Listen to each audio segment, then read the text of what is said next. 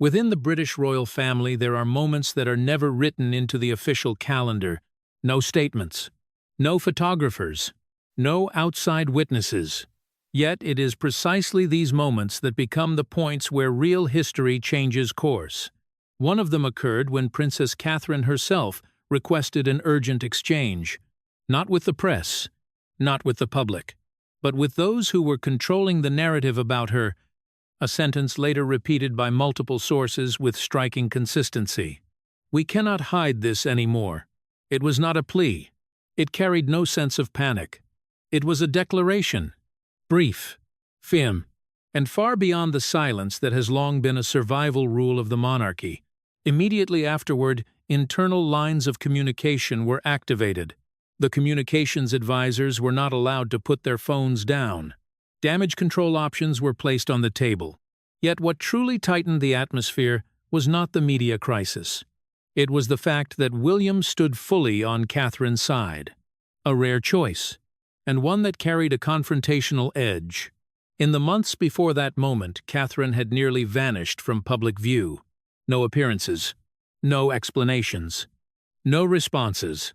That silence was once described as strategic, but to those closely watching the royal inner circle, it looked more like a gradual push backward than a voluntary retreat. Decisions were made without her. Roles were steadily reduced.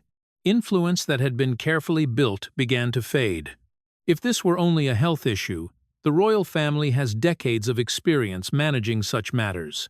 So why did Catherine choose to speak out this time? And why did William accept, breaking the fragile balance between loyalty and truth? This story raises a larger question. What is truly happening behind the walls of power? And where is the final line that forces a princess seen as the perfect model to speak openly? What do you believe is the real cause? Illness, or a deeper betrayal from within the royal institution itself? Leave your comment with your choice, and continue following to reach the core of the truth.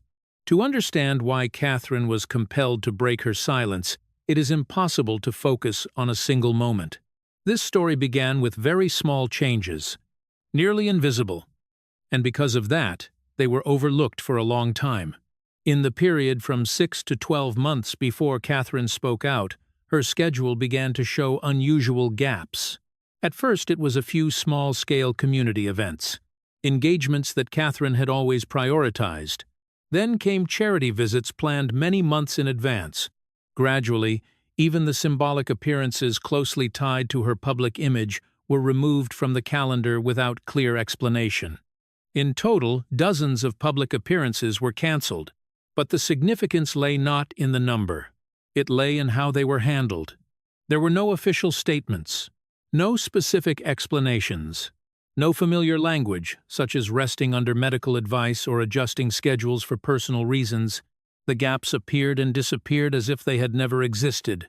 Within media circles close to the royal family, a phrase began to circulate quietly. "She is not coping well at all." The statement did not confirm anything, nor did it deny it. That ambiguity made it effective. When there is no official information, every interpretation can survive, and the monarchy does not need to speak. Catherine at that time maintained absolute silence. But according to close sources, that silence was no longer her personal choice. Recommendations to limit appearances began to surface more frequently. Extended suggestions for rest. Meetings where Catherine's role was reduced or removed from the attendance list. She was not publicly excluded, yet her presence slowly became symbolic. This created a clear paradox. Catherine was still referenced as a symbol of stability, but in reality she was increasingly absent from decisions related to the very areas she was meant to oversee. A princess present in images, but absent in authority. The turning point came from an element outside the control plan. A handwritten letter was leaked. No title, no date. But the handwriting was confirmed to be Catherine's own. The content was brief. It did not adopt an accusatory tone, yet it revealed a prolonged state of pressure. "I feel like I am disappearing.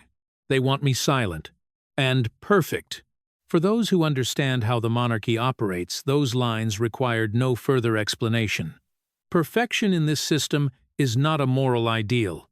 It is a management tool.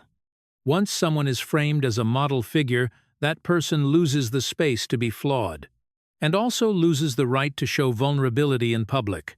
Catherine had existed for many years within that framework, but the difference this time lay in one crucial point. She was not only under pressure as an image, her real and practical role was also being gradually narrowed. And that was when William began to intervene more deeply.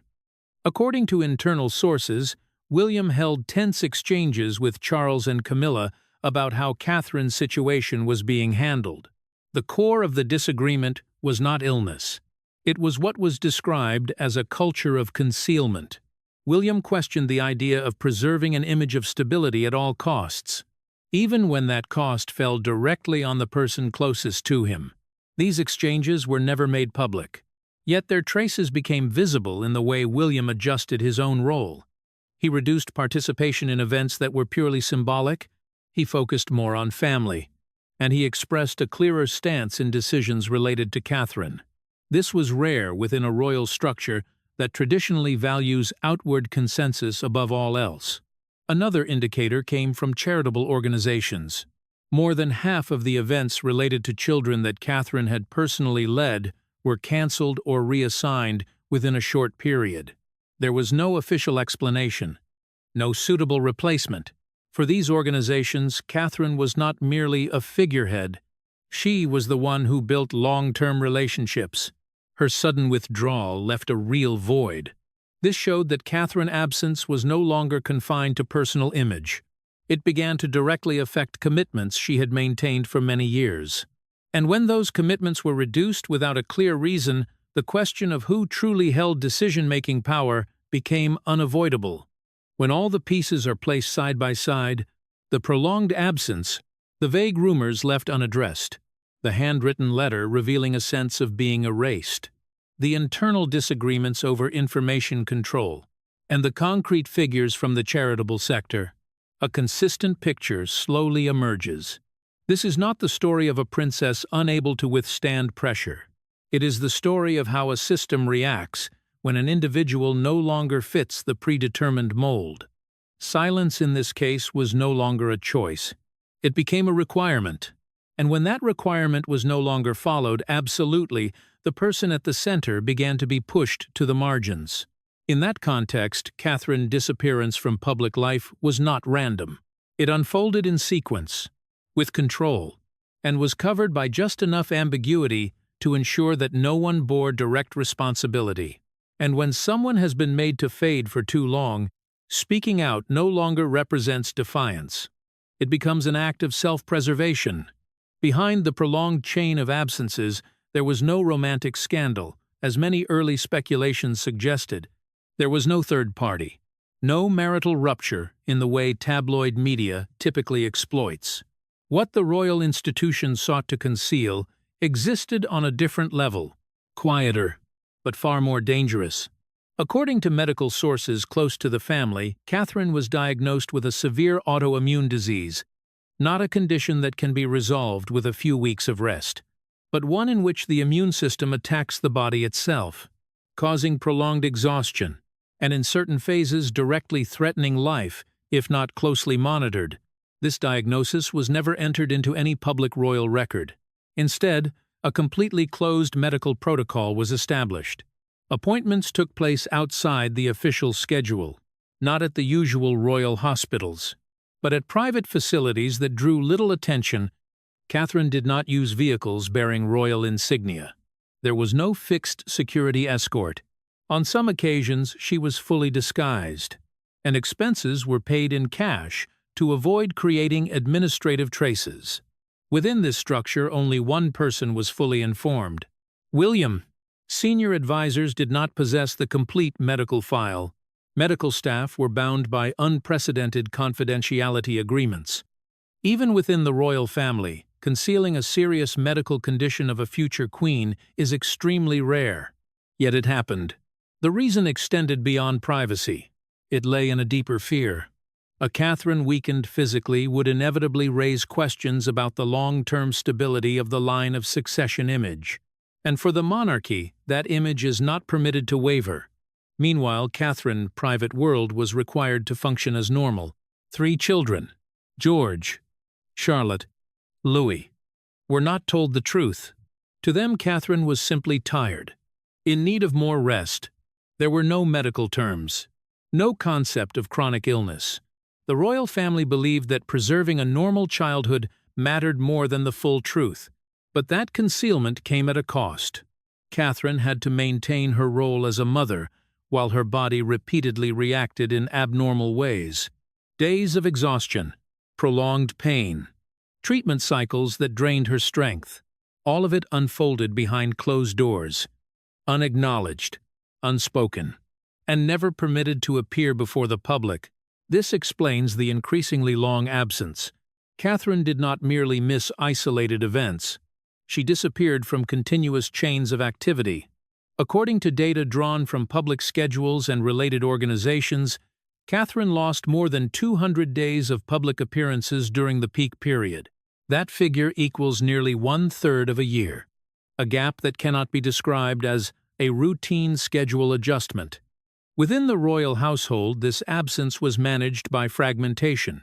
There was no single major announcement, only scattered cancellations, each one small enough to avoid attention. But together they formed an unusually long silence. This is a familiar royal strategy when facing image risk. Disperse attention, reduce the intensity of suspicion. However, that strategy began to fracture when part of the medical documentation was leaked. It was incomplete. It carried no detailed diagnosis, but it was sufficient to confirm that Catherine was undergoing treatment for a serious and long-term medical condition. The material did not surface publicly at once. It circulated first within journalistic circles as unverified information, yet the consistency among sources made denial increasingly difficult. The royal family neither confirmed nor denied it. A strategic silence was put in place. That silence inadvertently strengthened suspicion, because historically, when the monarchy chooses total silence, it is usually when information is too sensitive to be managed through standard responses. William found himself in a uniquely difficult position. He had to balance the roles of husband, father, and heir.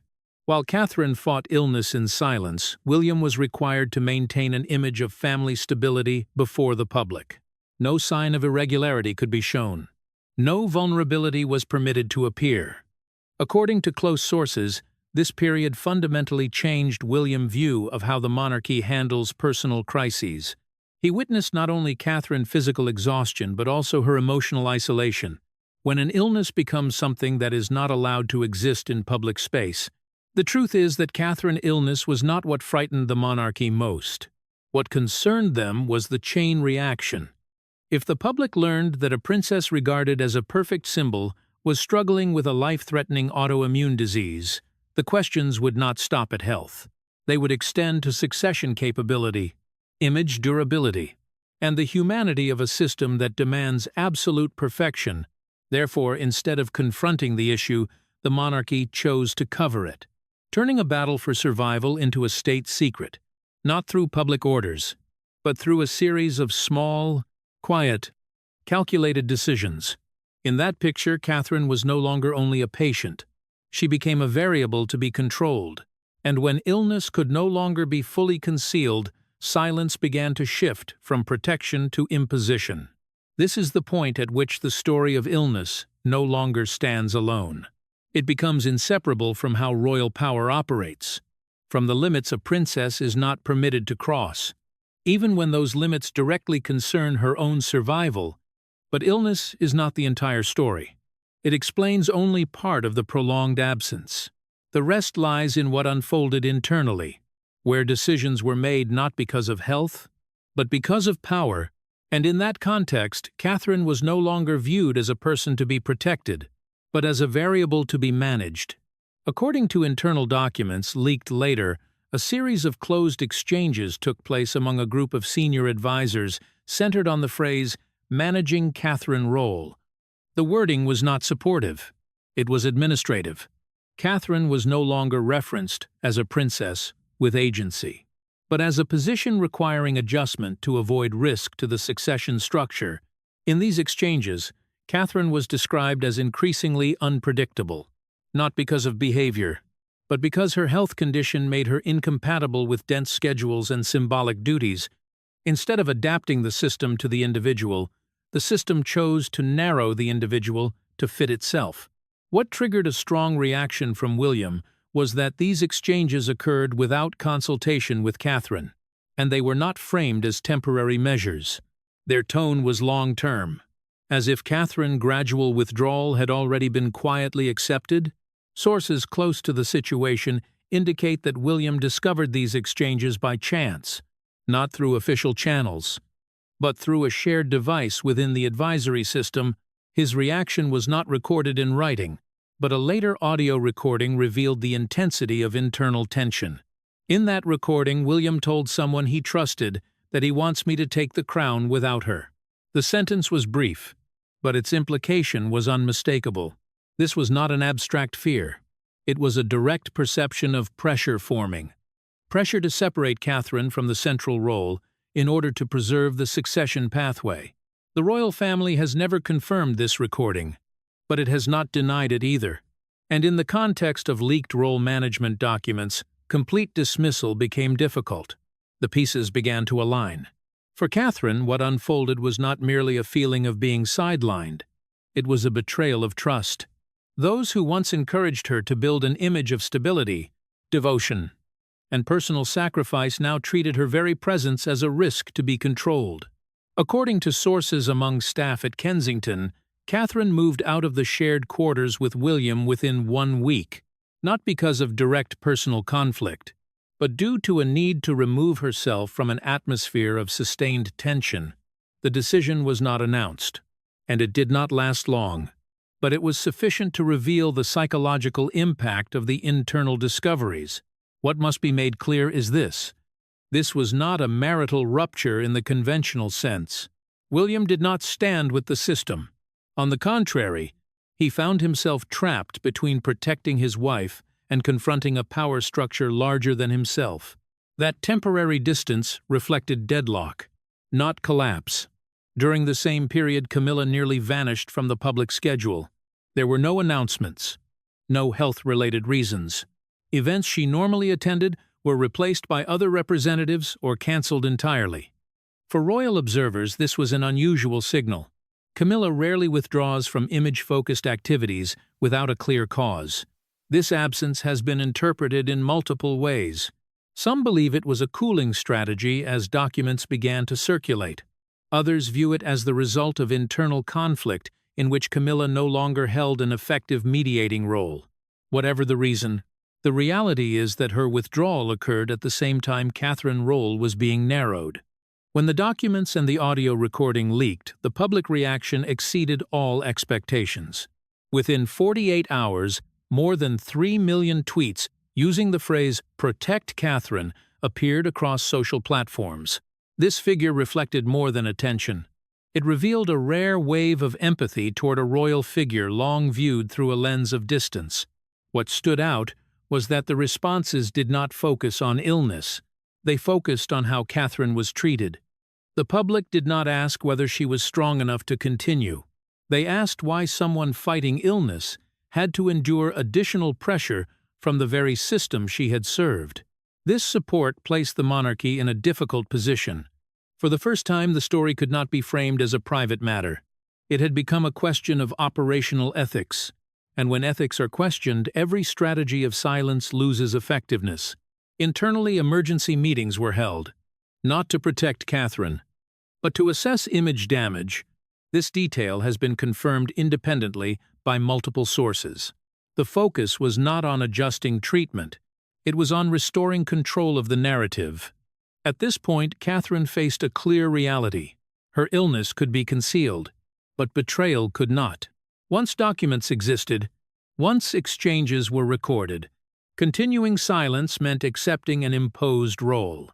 William also confronted the hardest choice of his life: continue complying with the system to preserve the succession path, or break the unwritten rules to protect the woman beside him. His defense of Catherine was no longer a personal act. It challenged the structure itself. The events of Catherine changing rooms, Camilla withdrawing from the schedule, the leaked documents, and the fierce public reaction did not exist in isolation. They were a chain reaction within a system gradually losing control. In that picture, Catherine was no longer the perfect symbol. She became the center of a larger question. Does the monarchy exist to protect people, or do people exist to sustain the monarchy? And it was precisely here that silence, once considered a strength, began to turn into a burden, not only for Catherine, but for the entire power structure accustomed to operating in shadow. When pressure on Catherine reached a level that could no longer be covered, when internal decisions began to show signs of slipping control, a figure long absent from the media spotlight unexpectedly appeared in closed exchanges. Princess Anne. Not as a symbol, but as someone who understood better than anyone how the monarchy could destroy itself if it continued along old momentum. According to multiple independent sources, a private meeting took place at Balmoral. There was no official schedule, no communications aids, no administrative record. Only a very small group was aware. Anne, William, and a carefully selected group of advisors. Catherine was not present, but the entire exchange revolved around her. Anne did not ask whether Catherine was capable of continuing her role. She asked the opposite question. What was the monarchy doing to someone who had carried duty for many years without a single public complaint? According to one participant, Anne called the issue directly a repetition of an old pattern, a system that prioritizes order over people and treats silence as a solution rather than a warning sign. In a rare remark later relayed, Anne said that some truths must come out no matter the cost. This was not a message for the public. It was spoken internally, with a clear implication: continued concealment no longer protected anyone, and the price of truth, however high, was lower than the price of continued silence. This view marked a fundamental difference between Anne and the advisory group controlling the narrative. For Anne, the issue was not only image, it was precedent. If Catherine could be pushed aside by narrowing her role and concealing illness, the message to future generations would be unmistakable. Human value always stands behind structural interest. A handwritten letter believed to be from Anne was leaked shortly afterward. The content was brief, unadorned, but direct. If we do not intervene now, we will lose her. The word lose here was not understood simply as losing image or losing role. It carried a deeper meaning: the loss of a human being within the very system she had witnessed harm others. No one in the royal family needed to be reminded of the story of Diana, but Anne understood more clearly than anyone what had happened. She had been very close during the final years of Diana's life. She witnessed how silence was imposed, how warnings were ignored, and the consequences when the system refused to adjust. In closed exchanges, Anne stated plainly, "What happened to Diana will not happen again." This was not a promise to the media. It was a boundary being set. Anne's intervention was not emotional. It was structural. She did not call for overturning order. She demanded a change in how the system operated, especially in how Catherine was treated. According to sources, Anne demanded an immediate halt to any long-term plans to narrow Catherine's role without direct consultation. She also required a reassessment of the illness concealment strategy as an ethical issue rather than merely a communications one. The clearest move appeared not long after. Anne refused to appear alongside Camilla at a public event. For the first time in more than 20 years, there was no official explanation, but amid internal tension, the decision was widely seen as a wordless message. Anne was not standing with the strategy being implemented. For royal observers, this was a very strong step. Anne rarely uses absence as a tool to signal position. Her choice to do so underscored the seriousness of the situation. It also showed that Anne understood her symbolic value. Once she withdrew, the appearance of royal consensus began to fracture. Internally, Anne's intervention produced two opposing reactions. One side viewed her as an obstacle to stabilization strategy. The other saw her as the final anchor, preventing the system from repeating past mistakes. William belonged to the latter group. According to close sources, Anne's clear support gave him more room to hold his ground in defending Catherine. Catherine did not directly participate in these exchanges, but their impact was evident. Pressure forcing her into absolute silence began to ease. Decisions about scheduling were reviewed again. There were no longer long-term plans drawn up without her agreement. This was not a complete reversal, but it signaled that the power structure had been forced to adjust. Princess Anne did not appear publicly to speak about Catherine. She did not need to. Her presence behind the scenes was enough to create change. In a monarchy where power is often exercised quietly, Anne's choice to stand with people, rather than image, carried significant weight. What matters is that Anne did not act from sentiment. She acted from experience, from memory of what had occurred when warnings were ignored, and from understanding that a system endures only when it can correct itself before it is too late. In that context, Anne was not only protecting Catherine, she was resetting limits for the monarchy itself. There are lines power must not cross, and there are truths that must be faced even when they are difficult. After the intervention of Princess Anne, the internal balance no longer tilted entirely toward the group controlling the narrative. But that did not mean the palace accepted retreat. On the contrary, a counter-campaign was launched, not loudly through statements, but broadly through fragmented information, enough to erode Catherine's credibility in ways difficult to trace. The first rumors focused on mental state. Catherine was described as unstable, overly emotional, no longer suited to the pressures of her role. These descriptions did not appear as direct accusations. They were embedded in anonymous analyses, in unnamed expert commentary, and in background stories with vague sourcing, a familiar method of modern smear campaigns. No proof required, only repetition. Alongside this, several pieces of footage appeared on social media. They were said to show Catherine losing control during private work sessions. Independent experts later identified multiple signs of editing: audio out of sync, spliced images, distorted context.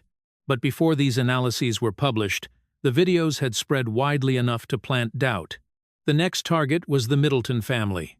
Articles focused on middle-class origins, past business connections, and unverified financial allegations. The implicit message was clear. Catherine was not only an individual issue, she was the product of a family deemed insufficient for her position. This was an attack on foundations. When direct attack is not possible, attention turns to those behind the subject.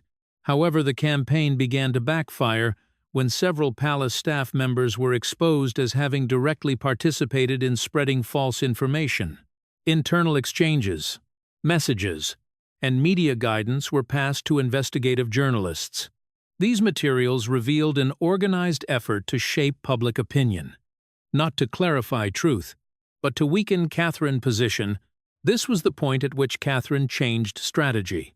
Instead of continuing to endure, she chose to counter with a tool the monarchy rarely confronts: law. Legal action was filed on two main grounds: defamation and unlawful surveillance.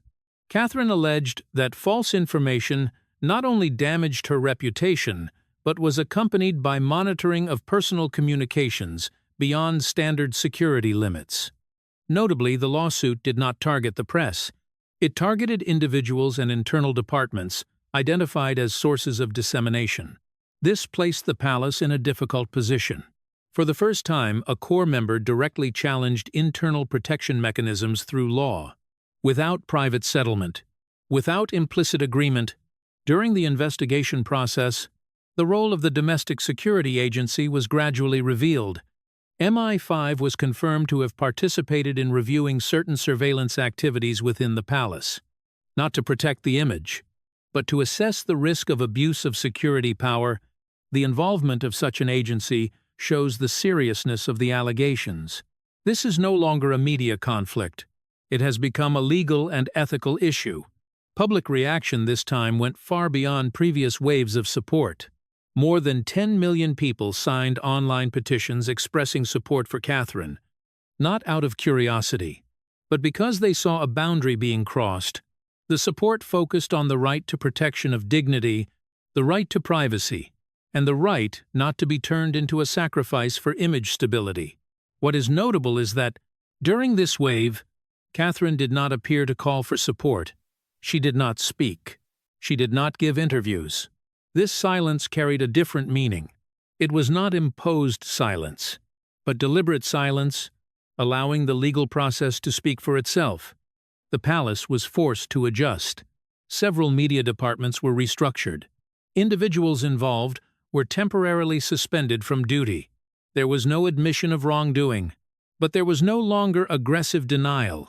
This halfway handling reflected a shift in the balance of power.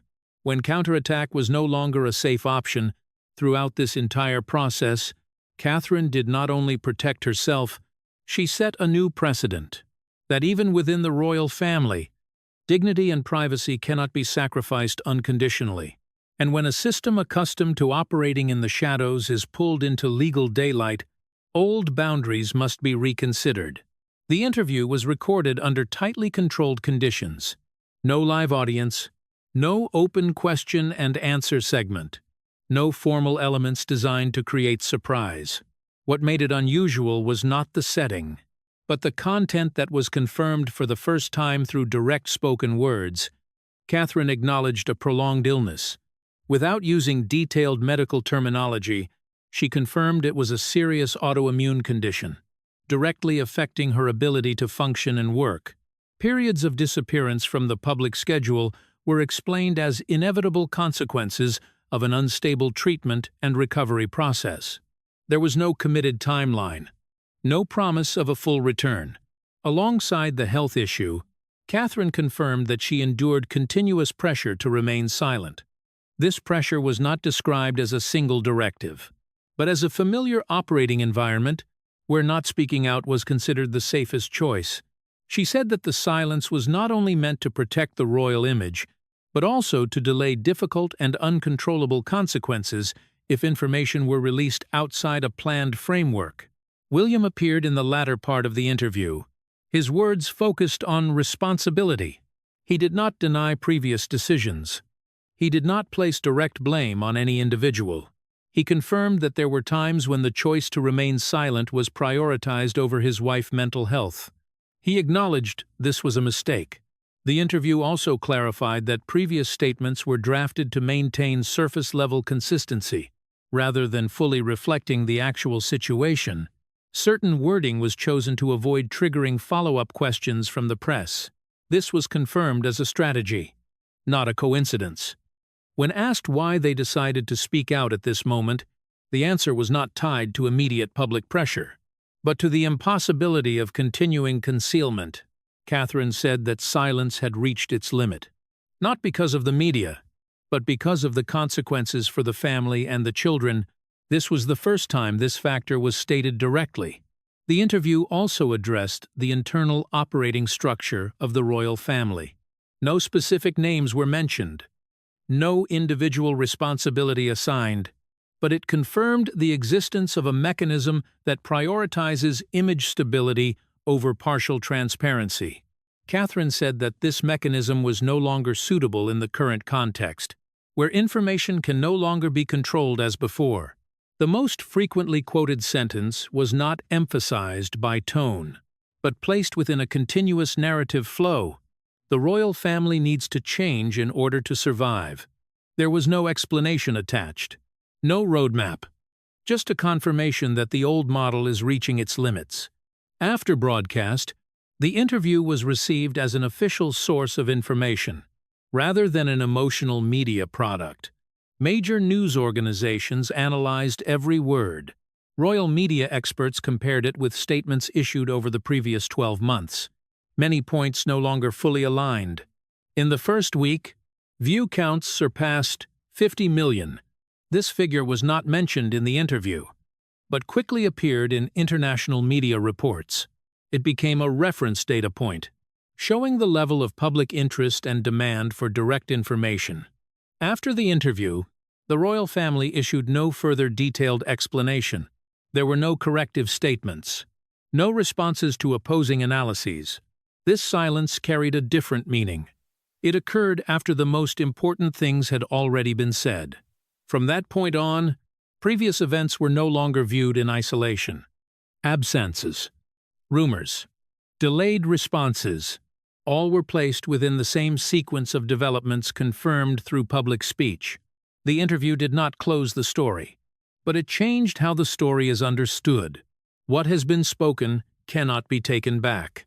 The interview does not erase the harm that occurred, nor does it make past wrong decisions disappear. It does only one thing: it places the truth in its proper position, at the center of the story, rather than hidden behind statements and deliberate silence. Catherine did not appear as a perfect symbol. She appeared as a human being, pushed to the limits of endurance. William was not portrayed as a hero. He was seen as someone who made the wrong choices within a system accustomed to prioritizing image over people. And the royal family, for the first time in many years, was placed before an unavoidable question about how power is exercised. The issue no longer lies in illness, nor only in internal conflict. What was exposed is a model that has existed for too long, based on controlling information rather than confronting truth. When that model is publicly challenged, any promise of change requires time to be verified. This story is not over. It has only moved into another phase, where the public now knows what it is looking at. If you have your own thoughts about what has been revealed, leave a comment. If you believe Catherine deserves protection, show your support. And if you want to continue following developments of the British royal family, do not forget to subscribe to the channel and turn on notifications.